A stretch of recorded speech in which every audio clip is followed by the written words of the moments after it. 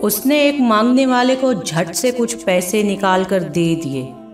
मैंने कहा कि भाई देखभाल कर देना चाहिए, ये फ्रॉड लोग होते हैं और आम इंसान के जज्बे नेकी को एक्सप्लॉइट करते हैं। फरमाने लगे, आपने बजा फरमाया, मैं पहले ऐसा ही किया करता था। फिर एक वाक़ये ने मेरी ज़िंदगी ही बदल कर रख दी। मैं धर्मपुरा लाहौर में अपने घर से साइकिल पे निकला था कि ठेकेदार से अपने बकाया जात वसूल कर सकूं। मैं स्टील फिक्सर के तौर पर काम करता था और एक कोठी के लेंटर के बाकी पैसे थे, मगर ठेकेदार आजकल पे टरखा रहा था। मैं साइकिल पे जा रहा था कि एक शख्स अपना बच्चा फुटपाथ के किनारे लिटाए अस्पताल पहुंचाने के लिए टैक्सी का किराया मांगता फिर रहा था। वो कभी किसी पैदल का बाजू पकड़कर हाथ जोड़ देता कि मेरा बच्चा बचा लें, मुझे टैक्सी का किराया दे दें, तो किसी मोटरसाइकिल वाले को हाथ देकर रोकता। कभी किसी कार वाले के पीछे भागता कि वो कार में उसके बच्चे को अस्पताल पहुंचा दे। कोई रुकता तो कोई ना रुकता, जो रुकता वो भी उसे घूर कर देखता और आप वाली सोच कर उसे डांटता, काम करके खाने की नसीहत करता और आगे निकल जाता। मैं जो साइकिल साइड पे रोके एक पांव जमीन पर टेके उसका तमाशा देख रहा था, अचानक उसकी नज़र मुझ पर भी पड़ी और उसने मेरी साइकिल का हैंडल पकड़ लिया। भाईजान, खुदा के लिए मेरे बच्चे की ज़िंदगी बचा लें, इसको सख्त बुखार है। आप नीचे उतरकर उसको देख तो लें, आपको यकीन आ जाएगा कि मैं सच कह रहा हूँ, मैं झूठ नहीं बोल रहा। आप देंगे तो शायद किसी और को भी एतबार आ जाए और वो भी मेरी कुछ मदद कर दे। मगर मैं भी उस वक्त आप ही की तरह सोच रहा था। फिर जिस जारहाना अंदाज में उसने मेरी साइकिल का हैंडल पकड़ रखा था, लगता था कि इधर मैं साइकिल से उतरा और उधर वो साइकिल पकड़कर लेकर भाग जाएगा। मैंने भी उसे काम करके खाने की तलकीन की और पिछले जुमे में सुनी हुई हदीस उसको भी सुना दी। कमा कर खाने वाला अल्लाह का दोस्त होता है, और अपना हैंडल छुड़ाकर बुड़बुड़ाता हुआ आगे चल पड़ा। हरामखोर हमें बेवकूफ़ समझते हैं। मेरे दिमाग में एक ही जुमला बार बार दोहराया जा रहा था। 2-3 घंटे के बाद जब मैं बकाया जात वसूल करके वापस आया तो वो अभी भी उसी जगह पर खड़ा मांग रहा था। बच्चे को अब वो सड़क के पास ले आया था, उसके चेहरे से कपड़ा भी उठा रखा था। वो धाड़े मार मार कर रो रहा था। अब वो बच्चे के कफन दफन के लिए मांग रहा था। मैंने साइकिल को रोककर पांव नीचे टेका, मैयत के चेहरे की तरफ देखा। फूल की तरह मासूम बच्चा जिंदगी की बाजी हार चुका था। मेरे रोंगटे खड़े हो गए। मैंने जेब में जो कुछ था बकाया जात समेत सब बगैर गिने निकाल कर बाहर फेंका और इससे पहले कि उसका बाप मेरी तरफ मुतवज्जो होता, साइकिल इस तेजी से चलाकर भागा गोया सारे लाहौर की बलाएं मेरे पीछे लगी हुई हैं। मैं घर पहुंचा तो मेरा बुरा हाल था। थोड़ी देर के बाद मुझे बुखार ने आ घेरा। बुखार भी कुछ ऐसा था गोया मेरे सारे गुनाहों का कफारा उसी बुखार से ही होना था। घर वाले मुझे अस्पताल के लिए लेकर निकलते और मैं चारपाई से छलांग लगा देता कि मुझे अस्पताल नहीं जाना।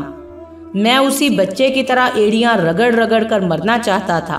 2-3 दिन के बाद बुखार को तो आराम आ गया, मगर मैं जहनी मरीज बन चुका था।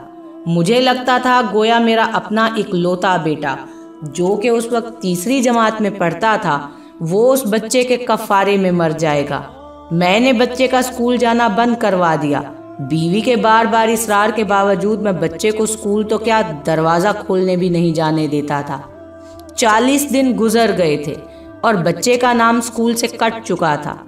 मेरी बीवी ने अपने भाई से बात की जो दुबई में एक कंपनी में कैशियर था। उसने मुझे बाहर बुलाने के लिए पासपोर्ट बनाने को कहा, मगर एक तो मैं शनाख्ती कार्ड भी पैसों के साथ निकाल कर बच्चे की मैयत पर फेंक आया था, दूसरा मैं खुद भी बच्चे को अकेला छोड़कर बाहर जाना ही नहीं चाहता था। वो 40 दिन कयामत के दिन थे।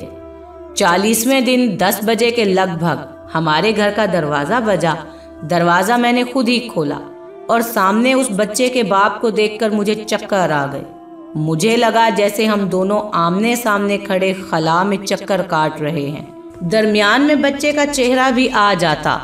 मेरी कैफियत से बेखबर उस बाप ने मुझे दबोच लिया और फूट फूट कर रोना शुरू कर दिया। वो कुछ कहने की बजाय मेरी ठोरी को हाथ लगाता और उसे चूम लेता, जबकि मैं पत्थर का बुत बने उसकी गिरफ्त में था।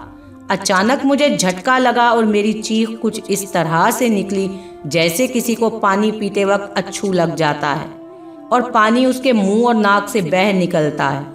मैं उस बच्चे के बाप को सख्ती के साथ सीने से लगाए यूं रो रहा था गोया उसका नहीं बल्कि मेरा बच्चा मर गया है। हमारे रोने से घबराकर पूरा मोहल्ला इकट्ठा हो गया था। आहिस्ता आहिस्ता 40 दिनों का गुबार निकला। उसको मैं घर में ले आया। मोहल्ले वाले भी आ गए थे, जिन्होंने उस आदमी से बहुत अफसोस किया। कुछ देर बाद उसने अपनी जेब से मेरा शनाख्ती कार्ड निकाला और मुझे वापस किया। फिर जेब में हाथ डालकर कुछ पैसे निकाले और मेरा शुक्रिया अदा करके कहने लगा कि आपके पैसे बड़े बरकत वाले थे। शायद यह आपके खलूस की बरकत थी कि मेरे बहुत सारे काम हो गए। सारे अखराजात के बाद कुछ पैसे बच गए थे। इनमें कुछ पैसे मैंने उधार लेकर डाले हैं, ये आप कबूल कर लीजिए। बाकी मैं आपको बहुत जल्द वापस कर दूंगा। मैंने पैसे वापस लेने से सख्ती के साथ इनकार कर दिया। मिन्नत समाजत करके उसे पैसे वापस रखने पर राजी कर लिया। इसके बाद मैं यहाँ बतौर स्टील फिक्सर वापस आ गया। मैं जी जान से काम करता था। चंद माह में तरक्की करके फोरमैन बन गया। 3 साल बाद मैंने साले की मदद से अपनी कंपनी बना ली और उस बच्चे के वालिद को भी अपनी कंपनी में बुला लिया। आज वो मेरी कंपनी में फोरमैन है। उस बच्चे के बाद अल्लाह ने उसे 2 बेटों और 1 बेटी से भी नवाजा है। मैं उसे आपसे मिलवाऊंगा, मगर उससे साइकिल वाला किस्सा मत बयान कीजिएगा। वो आज तक नहीं पहचाना कि मेरी साइकिल रोककर उसने मुझसे सवाल किया था। वो मुझे वलीउल्लाह समझता है, जिसने उसके बच्चे की लाश देखकर सब कुछ निकाल कर दे दिया था। कारी साहब, उस दिन के बाद मैं किसी हाथ को खाली नहीं लौटाता। थोड़ा सा देने से ना वो अमीर होता है और ना मैं गरीब होता हूँ। बस दिल को तसल्ली होती है कि मैं उस बच्चे का खून बहा अदा कर रहा हूँ। रह गई लूटने की बात, तो कारी साहब हमें कौन नहीं लूटता। जूते वाला हमें लूटता है, कपड़े वाला हमें लूटता है, सब्जी और गोश्त वाले हमें लूटते हैं। इतना लूटने के बाद अगर कोई हमें अल्लाह के नाम पर लूट ले तो शायद हशर में हमारी निजात का सामान हो जाए कि ये बंदा मेरी खातिर मेरे नाम पर लुटता रहा है।